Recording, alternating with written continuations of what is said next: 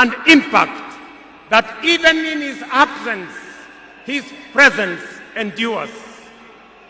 Fellow citizens, we gather here today not just to mourn the passing on of Baba, but celebrate his purpose, his vision, and his ideals. He walked among us as a man, but he also charged among us as a movement for change, a movement for justice, and a movement for inclusivity, and a movement for a greater and better Kenya.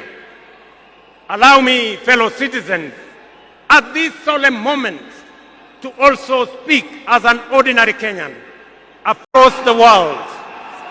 Distinguished guests, ladies and gentlemen, every once in a generation, there comes a leader whose impact transcends their moment, whose courage inspires change, and whose vision shapes destinies. My brother, Raila Odinga, was one such leader. Across space and time, there are few exceptional persons who, when summoned by the call of history, rise to meet the challenges and opportunities of their time with indomitable vigor, with absolute conviction, and with unwavering valor.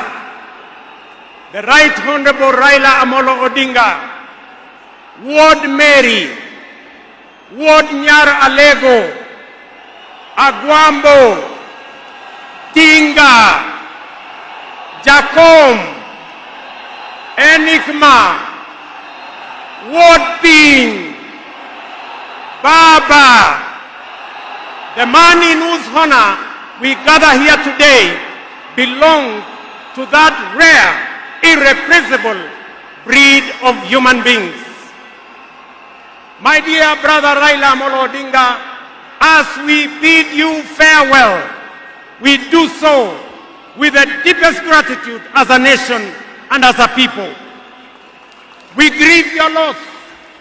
We celebrate your 80 years of presence and also salute you for the great statesman and patriot that you were.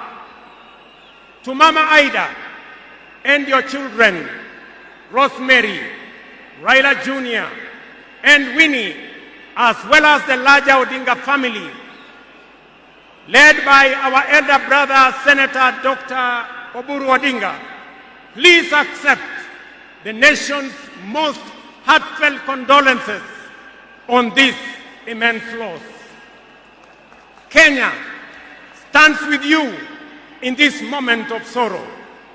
We share in your inexpressible grief, but we also share in your pride for your husband, your father, your brother, and your kin, who belonged not only to you, but also to us. Thank you for sharing him so generously with us as families and as a nation. Amolo may no longer walk with us, but his spirit lives within every Kenyan and every African. Such was the depth of his influence and impact that even in his absence, his presence endures. Fellow citizens, we gather here today not just to mourn the passing on of Baba, but celebrate his purpose, his vision, and his ideals. He walked among us as a man, but he also charged among us as a movement for change, a movement for justice, and a movement for inclusivity, and a movement for a greater and better Kenya. Allow me, fellow citizens, at this solemn moment to also speak as an ordinary Kenyan a father, a brother, and a fellow traveler in the journey of our nation's history. I have come a very long way with Baba. When I stood by him with the other Pentagon members at a defining moment in his and our nation's history, I neither knew that one day we would find ourselves on opposite sides, nor could I have imagined that years later he would stand by me, this time to steady the nation and to help anchor my leadership, culminating in the birth of the broad-based government. To you, Baba, I owe you, and I am truly and eternally grateful that our paths crossed and that we shared this journey together. We have been both collaborators and competitors, friends and rivals, but always patriotic Kenyans, united by a dream greater than ourselves, a dream bigger than any partisan divide, a dream of a united motherland called Kenya. As I have reflected on Raila's legacy following his passing, I have entertained no doubt in my mind that history will judge him fairly and kindly, because whenever the nation needed him to rise above self, he always did unreservedly. Whenever Kenya needed reason, he became the voice of reason courageously. And whenever the country needed a hand of reconciliation, he offered it without hesitation. Perhaps one of the greatest lessons he taught us was this: in the noble task of statecraft and nation building, there is room for all of us, competitors and collaborators, rivals and allies, bound together by one higher purpose, the greater good of our republic. Fellow citizens, those who worked closely with the Honorable Raila Amolo Odinga know that he was irrevocably stubborn in his vision for a just, prosperous, and united Kenya, a nation where opportunity belonged to all and justice favors none. In Tinga, Kenya found a reformer, a moral compass, a reconciler. He proved that progress demands both courage and patience, that we must be stubborn on the vision, but agile on the details, adjusting our means, our plans, and our strategies, but never compromising our mission.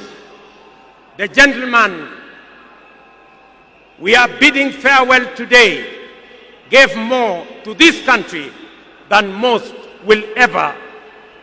He endured years of imprisonment, exile, and political struggle for not the privilege of power, but for the principle of service.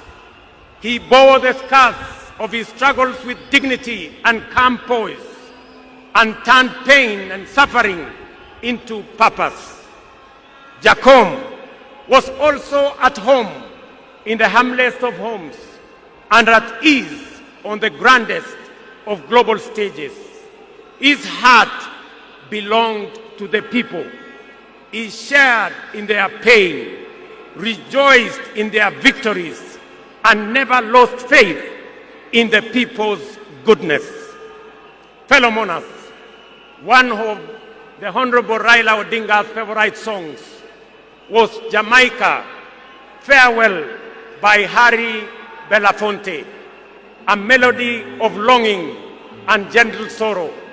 He often broke into a dance and with a big smile sang, "Round the Bay of Mexico, where the sun shines daily on